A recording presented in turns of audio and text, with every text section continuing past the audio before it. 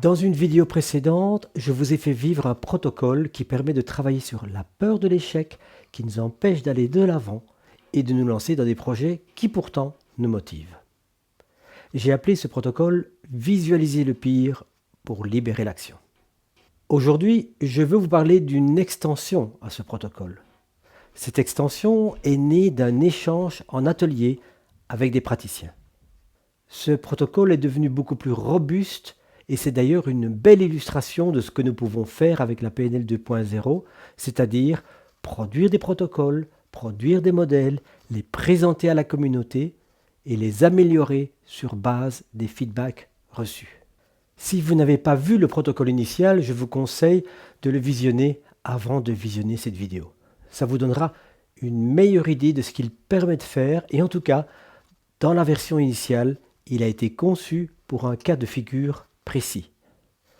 Une personne veut agir, elle sait ce qu'elle veut, elle sait comment y arriver et pourtant elle ne le fait pas parce qu'elle anticipe le pire.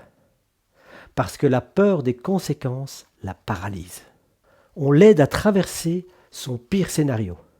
Et dans la grande majorité des cas, elle découvre que ce scénario est moins probable, moins grave et plus gérable qu'elle ne le croyait. La peur avait gonflé le risque. Le protocole agit donc en dégonflant cette peur. Le client peut alors agir. C'est le cas classique, il couvre une large partie des situations qu'on rencontre en séance. Mais il ne les couvre pas toutes. Lors d'un atelier récent, un cas concret a été soulevé et ce cas a tout bousculé. Écoutez bien. Une personne veut acheter un appartement. Elle cherche depuis vraiment longtemps. Elle a déjà renoncé plusieurs fois à des projets précédents et elle ne veut plus revivre ça. Cette fois, elle a trouvé un bien qui lui plaît, sauf qu'un problème est apparu. Des dégâts dans l'architecture. Peut-être que c'est superficiel ou alors c'est structurel. Elle a vraiment besoin d'un rapport de l'expert, car pour le moment, elle ne sait pas encore. Elle est paralysée, mais pas paralysée dans le sens habituel du protocole, dans le sens de « je n'ose pas acheter ». Elle est paralysée dans le sens inverse. Je n'ose pas renoncer. Vous voyez le miroir ? Le mécanisme psychologique est exactement le même. Une anticipation négative paralyse la décision. Simplement ici, la décision paralysée, c'est pas oser faire, c'est oser ne plus faire. Qu'est-ce qui la retient ? Si on creuse, on retrouve un faisceau de peur. Le coût est récupérable. Ah oui, j'ai investi pas mal de temps et d'énergie et d'espoir dans cet appartement. Le pattern identitaire. Si je renonce encore, ça confirme que je suis quelqu'un qui n'y arrive jamais. La peur du vide. Si c'est pas cet appartement, alors quoi ?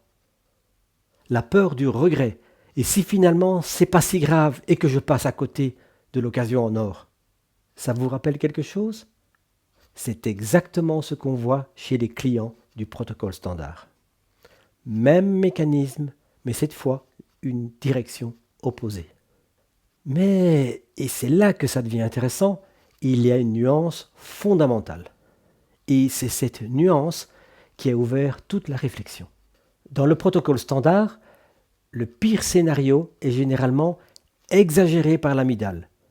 Le client imagine une catastrophe dont la probabilité réelle est faible.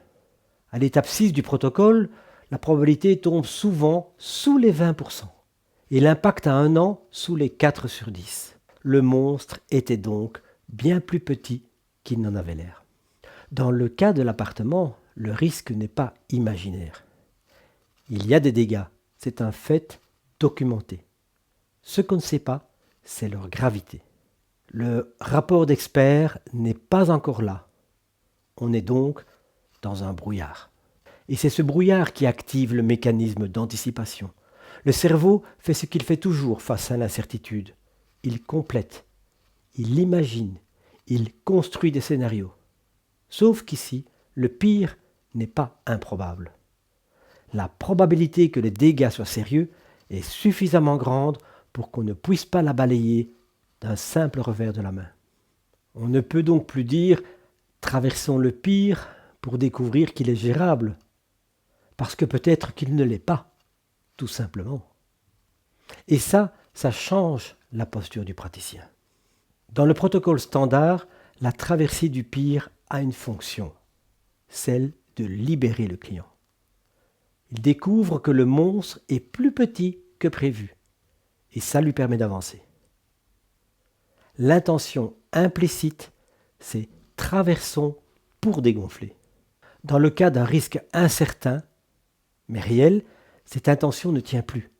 L'intention devient « traversons pour savoir si c'est gérable ou pas ».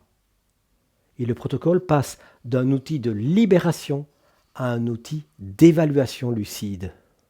Concrètement, dans le cas de l'appartement, la question centrale devient « est-ce que tu peux imaginer vivre dans cet appartement avec ses dégâts et tous les problèmes financiers et légaux qui s'en suivent ou qui peuvent s'en suivre ?» C'est loin d'être une question abstraite sur le risque. C'est une invitation à vivre concrètement, en VACOG, la réalité quotidienne du pire scénario. Se réveiller chaque matin dans cet appartement avec une fissure dans le mur porteur, recevoir le courrier de l'expert, le devis de réparation, le montant, les frais d'avocat, les mois de procédure. Et quand les travaux s'exécutent, le bruit, le dérangement, et de voir le compte en banque qui descend irrémédiablement. Et après cette traversée, pour le client, 2 réponses sont possibles. Et les 2 sont valides. Première réponse, non, je ne peux pas vivre avec ça. Et dans ce cas, le protocole a fait son travail. Non pas en dégonflant la peur, mais en la validant. La peur était proportionnée. Elle disait quelque chose de vrai. Le renoncement devient un acte de lucidité, pas un aveu de faiblesse. Et c'est un point essentiel pour cette personne. Elle ne renonce pas, encore une fois par peur, elle renonce parce qu'elle a regardé la réalité en face et qu'elle a décidé en connaissance de cause. Ce n'est pas le même renoncement. Il ne nourrit pas le pattern « je suis quelqu'un qui n'y arrive jamais ». Au contraire, il le brise. Je suis quelqu'un qui évalue et qui décide. Deuxième réponse. C'est dur, mais je peux gérer si... Et alors, le protocole reprend son cours classique. Je peux trier et mettre d'un côté ce qui dépend de moi et ce qui ne dépend pas de moi. Je peux négocier le prix à la baisse. Je peux exiger une clause suspensive. Je peux provisionner un budget travaux. Je peux donc acheter, mais les yeux ouverts, avec un plan. Et pas dans l'aveuglement de l'attachement émotionnel, de ce que je crois que je pourrais rater si je ratais. La personne peut acheter le bien, mais les yeux ouverts, avec un plan, et pas dans l'aveuglement de l'attachement émotionnel. Si on retourne du point de vue du praticien, je peux identifier 3 cas auxquels on peut devoir faire face. C'est la même mécanique en 9 étapes, mais la posture est différente. Premier cas, le risque imaginaire gonflé. Ça, c'est le cas classique du protocole. La probabilité est faible, l'impact est exagéré, la traversée du pire dégonfle la situation. Le client peut donc agir. La posture du praticien devient « traversons pour découvrir que c'est gérable ». Deuxième cas, le risque est incertain mais réel. C'est le cas de l'appartement. La probabilité est significative mais elle est inconnue. Et la traversée va éclairer la personne. Le client peut agir ou renoncer. Les 2 sont des décisions valides et la posture du praticien devient « traversons pour savoir si c'est gérable ou pas ». Et le troisième cas, c'est celui du risque confirmé grave. Dans ce cas, la probabilité elle est haute, l'impact est lourd, Les informations sont claires et la traversée va valider la peur. Le protocole va aider dans ce cas le client à renoncer à un projet dangereux sans que ce renoncement soit vécu comme un échec. Et la posture du praticien devient « traversons pour que tu puisses décider en paix au lieu de subir la peur ».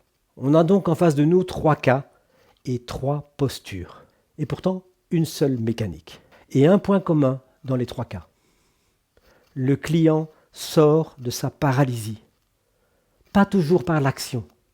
Parfois pour une décision de renoncement qui pour la première fois ne sera pas dictée par la peur, mais par la lucidité. Et je crois que c'est la définition la plus juste de ce que ce protocole produit. Non pas du courage, mais de la clarté. Comme je le disais au début de cette vidéo, cette réflexion est née d'un échange en atelier. Un praticien a posé une question et un cas concret a bousculé le modèle. Mais il n'a pas été déstabilisé, il est devenu plus robuste. Et c'est exactement comme ça qu'un modèle vivant évolue. On publie, on présente, on échange, on enrichit et on republie. C'est ça la dynamique de la PNL 2.0. À la suite de ce feedback, j'ai ajouté un module bonus à la formation pour couvrir ces 3 cas de figure plus en détail. Si vous voulez participer, vous savez où nous trouver, c'est l'atelier PNL, vous devenez membre et vous pouvez participer à cette formation dans son entier, y inclut le bonus avec ces 3 nouveaux cas. Je vous dis à bientôt sur l'atelier PNL. Salut!